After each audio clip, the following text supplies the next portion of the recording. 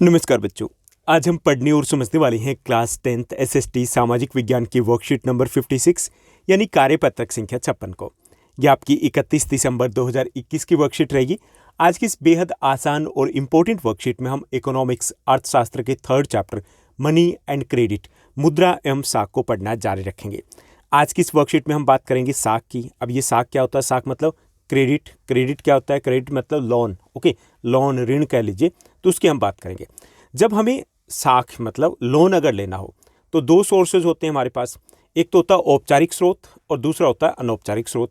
औपचारिक में आगे बैंक, कोऑपरेटिव सोसाइटीज आ गई। ओके, अनौपचारिक में आगे आपके जो मित्र हो गए, सखा हो गए, आपके रिलेटिव रिश्तेदार हो गए, बड़े व्यापारी हो गए, वो अनौपचारिक में आते हैं। अगर हमें औपचारिक से लेना हो, क्योंकि लेना कहाँ से चाहिए? औपचारिक से, क्योंकि वहाँ ब्याज की दर कम होती है। अगर हम औपचारिक से यानी कि बैंक से अगर लोन लेना चाहते हैं तो हमें कुछ शर्तों को पूरा करना होता है। ऐसा नहीं कि हम जाएंगे और वो कहेंगे चलो भाई ले जाओ, ऐसा नहीं है। हमें कुछ शर्तों को पूरा करना होता है। उन शर्तों को हम बोलते हैं साख की शर्तें। Okay, terms of credit. तो ये क्या होती है हम यहाँ पर समझेंगे। और दूसरा टॉपिक रहेगा आज की इस वर्कशीट का स्वयं सहायता समूह, सेल्फ हेल्प ग्रुप। ये क्या होते हैं, उनका क्या कार्य होता है, ये भी हम इस वर्कशीट में समझने वाले हैं। तो चलिए शुरुआत करते हैं हम आज की इस वर्कशीट की। साख क्या होता है, लोन क्या होता है, ऋण क्या होता है? कि साख एक ऐसा समझौता होता है जिसके तहत ऋणदाता यानी कि जो लोन दे रहा है वो उधारकर्ता को धनराशि, वस्तु या सेवाएं इस आश्वासन पर देता है कि भविष्य में वो उसका भुगतान कर देगा। मान लीजिए कि बैंक आपको लोन दे रहा है, तो वो क्या है कि वो किस वे से दे रहा है? वो ये दे रहा है कि आप भविष्य में उसको लौटा दोगे। हालांकि ऐसा नहीं है कि लौटा दोगे, इससे बात नहीं बनने वाली। सिर्फ आपको उसके साथ कुछ और देना होगा। और क्या देना होगा? इंटरेस्ट, ब्याज देना होगा, तभी तो वो देगा ना। अदरवाइज वो क्यों देगा, वो क्यों रिस्क ले? ओके, तो साख क्या होता है? एक ऐसा समझौता होता है जिसके तहत ऋणदाता है वो उधारकर्ता को धनराशि दे सकता है, वस्तु दे सकता है या सेवाएं देता है, किस आश्वासन पे? कि वो भविष्य में उसका भुगतान कर देगा ब्याज सहित। ओके, उसे हम साख, ऋण या फिर लोन या क्रेडिट बोलते हैं। अब जो साख है, मान लीजिए आपको बैंक में जाना है, आपके पड़ोस में, आपके अगल बगल में कोई बैंक होगा, बैंक में जाना है, तो ऐसा नहीं कि हमें जाते ही लोन मिलेगा। उसके लिए हमें कुछ शर्तों को पूरा करना होता है। वो शर्तें क्या होती है? जैसे पहला है ब्याज की दर। सबसे पहले अगर हम बैंक में जाएंगे तो क्या पता करेंगे? भाई ब्याज की दर क्या रहेगी, रेट ऑफ इंटरेस्ट पता करेंगे ना, कि कम है, ज़्यादा है, तो उसके ऊपर पहले बात होती है। उसके बाद जब तय हो गया कि ठीक है ब्याज की दर ये रहेगी, तो उसके बाद बात करेंगे, जो बैंक वाले हैं वो आपको कहेंगे कि ठीक आपको लोन दे देंगे। कितना देंगे ये डिपेंड करेगा आपके पास समर्थक ऋणाधार क्या है, यानी कि गारंटी के तौर पे आप क्या जमा करवाओगे। जितने की वस्तु होगी गारंटी के तौर पे आप जमा करवाओगे, उससे थोड़ा कम आपको लोन मिलता है। ओके, जैसे उसको बोलते हैं हम समर्थक ऋणाधार। कि जब बैंक से लोन लिया जाता है तो गारंटी के तौर पर हमें कुछ जमा करवाना होता है, उसे समर्थक ऋणाधार कहते हैं। जैसे मान लीजिए आपके पास जो मकान है उस पर लोन मिल सकता है, कृषि भूमि है उस पर लोन मिल सकता है, प्लॉट है उसके ऊपर लोन मिल सकता है, गाड़ी के ऊपर, आप अगर जॉब में हो तो आपका जो सैलरी स्टेटमेंट है उस पर लोन मिल जाएगा। क्लियर? गांव में जैसे पशु होते हैं तो उस पर लोन मिल जाएगा। तो वो समर्थक ऋणाधार कहलाते हैं, यानी कि गारंटी के तौर पर। वरना बैंक आपको पर्सनल थोड़ी जानता है। गारंटी के तौर पर आप उनके डॉक्यूमेंट्स जमा करवाओगे, अगर आपने नहीं दिया लोन तो उसको बेच के वसूल लेंगे।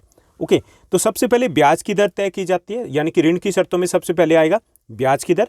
कि सबसे पहले जब हम ऋण लेते हैं तो ब्याज की दर निश्चित की जाती है कि क्या रहेगी। उसके बाद दूसरी चीज़ है कि समर्थक ऋणाधार की आवश्यकता होती है, जो गारंटी के तौर पर हमें बैंक में जमा करवाने होते हैं। उसके बाद तीसरा होता है आवश्यक दस्तावेज।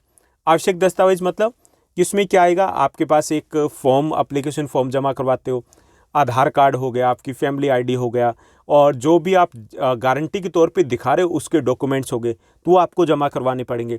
और उसके बाद चौथी जो शर्त होती है वो होती है भुगतान की प्रक्रिया। उसके ऊपर भी उसी वक्त बातचीत होती है कि कैसे लौटाएंगे, कितने समय में लौटाएंगे और कैसे लौटाएंगे। कि 10 ईयर्स में लौटाएंगे, 5 ईयर्स में लौटाएंगे, 20 ईयर्स में लौटाएंगे। लौटाएंगे कैसे? मंथली किस्त देंगे या फिर हम 3 मंथली किस्त देंगे, हाफ ईयरली 6 माही किस्त देंगे, 3 माही देंगे, तो वो सब कुछ डिसाइड किया जाता है। तो इन चारों को बोलते हैं साख की शर्तें। इंपॉर्टेंट क्वेश्चन है कि साख की शर्तें क्या होती है। तो आप कहोगे कि जब लोन लिया जाता है तो कुछ शर्तों को पूरा करना होता है, तो उसे बोलते हैं साख की शर्तें। तो उसमें एक एक करके इनको आप एक्सप्लेन कर दोगे। तो ये तो बात होगी साख की शर्तों की। अब हम बात करेंगे कि ये जो साख की शर्तें होती है, तो इसमें जब हम साख मतलब लोन लेते हैं तो लोन से हमें कैसे क्या फ़ायदा मिल सकता है, तो यहाँ पर सलीम की बात की गई है कि त्योहारों के दौरान जूता निर्माता सलीम है। सलीम को 1 महीने के अंदर भारी मात्रा में जूता बनाने का एक ऑर्डर मिलता है। यहाँ से हम समझेंगे कि साख है, उससे कैसे हमें हेल्प मिल सकती है। अगर हम लोन ले तो कैसे हमें हेल्प मिलेगी। तो सलीम है वो जूते बनाता है और उसे एक ऑर्डर मिल जाता है त्योहारों के सीज़न में कि बहुत सारे जूते आपको बनाने। अब उस प्रोडक्शन को, उस उत्पादन को पूरा करने के लिए उसे ज़्यादा मजदूर चाहिए। ठीक, अब वो क्या करता है, वह अतिरिक्त मजदूरों को काम पर ले आता है और उससे कच्चा माल खरीदना पड़ता है। यानी कि उसे पैसा चाहिए, मजदूरों को भी देना है एडवांस में, दूसरा ये कि कच्चा माल भी तो खरीदना है।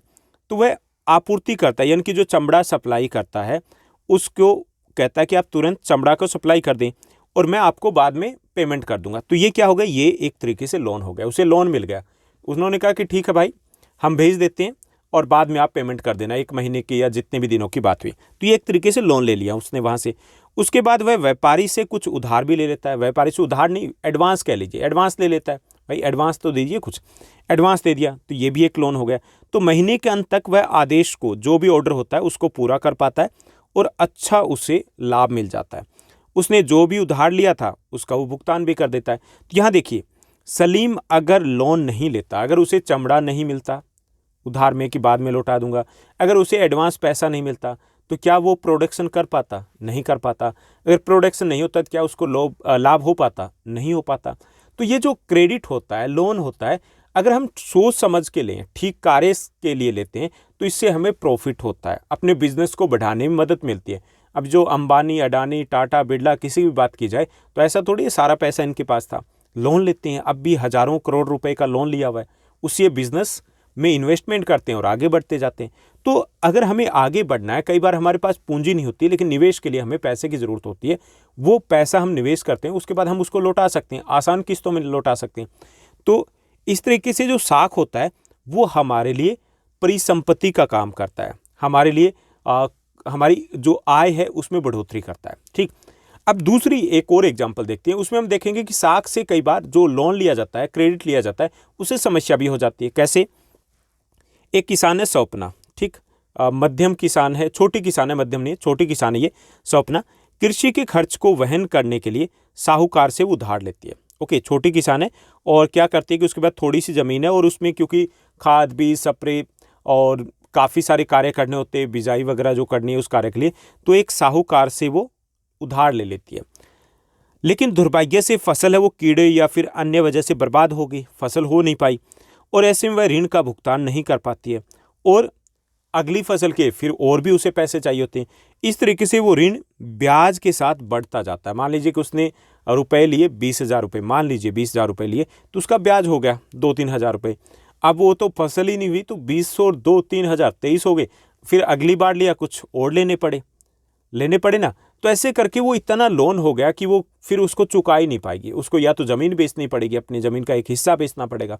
ओके, तो कई बार जब हम रिस्क वाले काम में लोन लेते हैं तो वो ऋण का जाल बन जाता है। ओके, जिसे हम कहेंगे डेब्ट ट्रैप, जिसको बोलते हैं, ऋण जाल हो जाता है, जिससे बाहर निकलना मुश्किल होता है। तो दोनों ही सिचुएशन हो सकती है। अगर हम लोन लेते हैं तो हमारा मुनाफा बढ़ सकता है और लोन लेते तो कई बार डूब भी सकते हैं। ये डिपेंड करता है कि हम किस काम के लिए लोन ले रहे हैं। जहाँ पे जैसे एग्रीकल्चर है, रिस्की है, तो उस काम के लिए अगर हम लोन ले रहे हैं तो वहाँ पर प्रॉब्लम आएगी। जैसे कोई किराना स्टोर करता है, परचून की दुकान करता है, वहाँ पर रिस्क नहीं होता, पता है कि ये सामान बिकेंगे, लेकिन लोकेशन कौन सी है, किस काम धंधे के लिए ले रहे हैं, तो ये डिपेंड करता है कि हम हमारा जो लोन है वो हमें बेनिफिट देगा या फिर नहीं देगा। ओके, तो यहाँ से हमने समझा कि ऋण लेना आवश्यक होता है अगर हमें आगे बढ़ना है, लेकिन सोच समझ के लेना होता है कि किस टाइप के कार्य के लिए हम लोन ले रहे हैं। अब आगे दिया गया अगला जो हमारा टॉपिक आज की इस वर्कशीट का, वो है स्वयं सहायता समूह। अब ये स्वयं सहायता समूह क्या होता है, इसको हम यहाँ पर समझेंगे। जो स्वयं सहायता समूह होता है ये 15 से 20 लोगों का एक समूह होता है। क्या होता है? 15 से 20 लोग होते हैं, उनका एक ग्रुप होता है। 15 से 20 लोग मतलब उसमें ज़्यादातर महिलाएं होती हैं, निर्धन परिवारों से संबंध रखती हैं और ये महिलाएं मिलकर के कोई कार्य करती है, जरूरी की महिलाओं, लेकिन ज़्यादातर महिलाओं का होता है। तो इसमें 15 से 20 महिलाएं होती हैं मान लीजिए, और वो मिलकर के कोई काम धंधा करेंगे। कोई काम धंधा जैसे साबुन बनाने का है, नमकीन बनाने का है, पापड़ बनाने का, कोई भी छोटा बड़ा काम धंधा हो सकता है, ठीक, उसको वो करते हैं। और फिर वो करते हैं मंथली सेविंग, मंथली बचत करते हैं, मासिक बचत करते हैं। वो 10 रुपये हो सकती है, 20 हो सकती है, 100 हो सकती है, 150 हो सकती है। क्लियर? दोबारा समझिए कि स्वयं सहायता समूह में 15 से 20 लोगों का एक समूह होता है। ठीक, इसमें ज़्यादातर निर्धन परिवारों से संबंध रखने वाली महिलाएं होती हैं। ये लोग मिलकर के कार्य करते हैं और मासिक बचत करते हैं, जो कि 10 रुपये से लेकर के 1,000 रुपये कितनी भी हो सकती है। ये उस ग्रुप की, उस समूह की आय के ऊपर निर्भर करता है। और अगर वो 2 या 3 वर्षों तक ऐसे लगातार सेविंग करते रहे, कहाँ जमा करवाएंगे? वो बैंक में। अगर वो 2 या 3 वर्षों तक लगातार ऐसे बचत करते रहते हैं तो बैंक उनको बिना समर्थक ऋणाधार के लोन देने के लिए तैयार हो जाता है। देखिए, अदरवाइज तो ले नहीं सकते ना, गरीब लोगों के पास समर्थक ऋणाधार कहाँ से आएगा? नहीं है। लेकिन स्वयं सहायता समूह बना लिया तो आय तो हमारी हो ही रही है, हो रही है ना, और साथ ही साथ हमें लोन भी मिल जाएगा अगर हमें बिजनेस को आगे बढ़ाना है। तो ये इसका फायदा होता है। दूसरा फायदा ये होता है कि मान लीजिए कि हम सारे मिल करके सेविंग करें, काम धंधा करें, इनकम तो हो ही रही, किसी एक सदस्य को कुछ रुपयों की जरूरत है, उसके घर में शादी है, तो ये स्वयं सहायता समूह में जो सेविंग की गई, उसी सेविंग को उस व्यक्ति को वो लोन दे देते हैं। ओके, और ब्याज की दर बैंक वाली लगभग होती है, इनकी कम ब्याज पर लोन मिल जाता है। तो एक फायदा ये भी हो गया कि साहूकार से, व्यापारी से पैसा लेंगे, ब्याज दर कितनी ज़्यादा होती है, यहाँ पे कम ब्याज में पैसा मिल जाता है। तो ये इसके एडवांटेज होते हैं सीधे तौर पे। तो ये नोट लिखना आ सकता है। तो आप बताओगे कि स्वयं सहायता समूह 15 से 20 लोगों का एक समूह होता है। इसमें ज़्यादातर निर्धन परिवारों से संबंध रखने वाली महिलाएं होती है। ये मिल करके कोई कार्य करते हैं, मासिक बचत करते हैं, जो 10 रुपये से लेकर के 500 रुपये तक कितनी भी हो सकती है। ओके, और उसके बाद अगर किसी सदस्य को ऋण की आवश्यकता है तो ये ऋण भी दे देते हैं कम ब्याज के ऊपर। 2-3 वर्षों तक अगर लगातार ये सेविंग करते हैं, बचत करते हैं, तो बैंक भी इनको बिना समर्थक ऋणाधार के लोन देने के लिए तैयार हो जाता है। तो ये लाभ हो गए इसमें। ठीक, इसके साथ साथ कई और चीज़ें भी होती है कि जब ये समूह में इकट्ठी होती है महिलाएं, तो ये सामाजिक मुद्दों के ऊपर भी चर्चा करती है। घरेलू हिंसा हो गया, बाल विवाह हो गया, नशे की समस्या हो गई, तो उन समस्याओं का भी समाधान हो जाता है। तो यहाँ पर वही चीज़ें दी गई कि कम ब्याज दर पर ऋण देना, कि ये लोग जो मिल करके काम करते हैं, तो जिस भी सदस्य को जरूरत हो तो कम ब्याज पर ये लोन दे देते हैं उसको। ओके, दूसरा, बिना समर्थक ऋणाधार के इनको ऋण मिल जाता है, लोन मिल जाता है बैंक से। अगर 2-3 सालों तक, ये 2-3 वर्षों तक लगातार ये सेविंग करते हैं, बचत करते हैं। सदस्यों की जमा पूंजी है वो इकट्ठी हो जाती है इसमें। जो सदस्य होते हैं इसी बहाने कुछ ना कुछ जमा तो होता है ना। और ग्रामीण निर्धन महिलाओं, विशेषकर जो ग्रामीण निर्धनों, विशेषकर महिलाएं हैं, उनका ये समूह होता है। उनके लिए एक बहुत बड़ा मतलब मौका होता है, प्लेटफॉर्म होता है कि वो खुद के लिए कुछ कर पाती है। और विभिन्न सामाजिक मुद्दों के ऊपर भी वहाँ पर चर्चा होती है। तो सामाजिक बुराइयाँ हैं वो भी दूर हो जाती है। जैसे मान लीजिए एक महिला के घर में दुर्व्यवहार हो रहा है, आपस में डिस्कशन करेंगे ना, डिस्कशन करेंगे तो उसकी जो समस्या है उसका कोई सॉल्यूशन भी तो निकलेगा ना। ओके, तो ये थी हमारी आज की वर्कशीट। अब इसी पर बेस्ड है कुछ आसान से प्रश्न जिनको हमें हल करना है। तो कुल 4 प्रश्न दिए गए। पहला जो हमारा क्वेश्चन दिया गया, साख की शर्तों से आप क्या समझते हैं, ये हमें बताना है। तो ऋण लेते समय ब्याज की दर, भुगतान की प्रक्रिया निश्चित की जाती है। यानी कि ऋण लेंगे तो एक तो ब्याज की दर, भुगतान की प्रक्रिया वो निश्चित की जाती है। इसके साथ साथ समर्थक ऋणाधार और आवश्यक दस्तावेज की भी आवश्यकता होती है। इन्हें हम साख की शर्तें बोलते हैं। यानी ऋण लेते समय ब्याज की दर और भुगतान की प्रक्रिया हम निश्चित करते हैं कि कैसे, कितनी ब्याज दर रहेगी, कब लौटाएंगे, कैसे लौटाएंगे। साथ ही साथ हमें समर्थक ऋणाधार गारंटी के तौर पे जो जमा करवाते हैं उसकी, और उसके लिए डॉक्यूमेंट्स की जरूरत होती है। तो इन सभी को बोलते हैं हम ऋण की शर्तें या साख की शर्तें। उसके बाद नेक्स्ट जो क्वेश्चन दिया गया, अगला हमारा प्रश्न है, स्वयं सहायता समूह के महत्व पर एक नोट लिखना में। ओके, तो स्वयं सहायता समूह क्या होता है? ये 15 से 20 व्यक्तियों का एक समूह होता है। ज़्यादातर महिलाएं होती है, लेकिन जरूर नहीं कि महिलाएं हो। 15 से 20 व्यक्तियों का एक समूह होता है। इसमें सभी सदस्य मिलकर कोई कार्य करते हैं और सामूहिक बचत भी करते हैं। मिलकर के बचत करेंगे, मासिक बचत करेंगे। ये समूह अपने सदस्यों को कम ब्याज पर ऋण भी देते हैं। अगर जरूरत हो तो उसी बचत में से उसको लोन दे देंगे। किस पे? कम ब्याज के ऊपर। कुछ समय लगातार बचत करने के बाद बैंक बिना समर्थक ऋणाधार के भी लोन दे देता है इन लोगों को। और स्वयं सहायता समूह ने समाज सुधार के कार्यों के लिए भी महत्वपूर्ण योगदान दिया, क्योंकि आपस में जब मिलकर के काम करते हैं तो सामाजिक बुराइयां उनको भी दूर किया जा सकता है। तो ये हो गया स्वयं सहायता समूह, सेल्फ हेल्प ग्रुप। चलिए अगले प्रश्न की बात करते हैं। नेक्स्ट जो हमें क्वेश्चन दिया गया, ऋण जाल कब उत्पन्न होता है? व्याख्या कीजिए। ऋण जाल कब पैदा होता है ये हमें बताना है। कि जब कोई व्यक्ति ऋण लेता है और ऋण को समय पर लौटा नहीं पाता तो ब्याज के साथ ऋण की राशि वो बढ़ती जाएगी ना, क्योंकि ब्याज ऐड हो गया, फिर बढ़ता जाएगा। तो इसे ही हम ऋण जाल कहते हैं। क्लियर? चलिए अगले प्रश्न को देखते हैं। अगला जो हमारा क्वेश्चन दिया गया, सलीम के जीवन में साख ने सकारात्मक भूमिका निभाई, जैसा कि हमने ऊपर पढ़ा, एग्जाम्पल में पढ़ा ना कि उसकी लाइफ चेंज हो गई थी, इनकम बढ़ गई उसकी। इसी प्रकार अपने आसपास के परिवार या संबंधियों के जीवन में साख की सकारात्मक भूमिका के 2 एग्जाम्पल हमें देने आसपास के माहौल से। ओके, तो 2 एग्जाम्पल है। हमारे पड़ोस में रहने वाले गोयल जी ने बैंक से ऋण लेकर के अपना रेस्टोरेंट शुरू किया था। आज उनकी आमदनी लाखों में। देखो, पैसा नहीं था, लोन ले लिया, बिजनेस शुरू कर दिया, लाखों में कमा रहे हैं। दूसरा है, इसी प्रकार उत्तराखंड के रहने वाले रावत जी ने ऋण लेकर के एक छोटी सी दुकान शुरू की थी। उनका काम चल पड़ा। आज 4-5 सेल्स पर्सन भी उनके साथ काम करते, मतलब बड़े सेठ बन गए वो भी।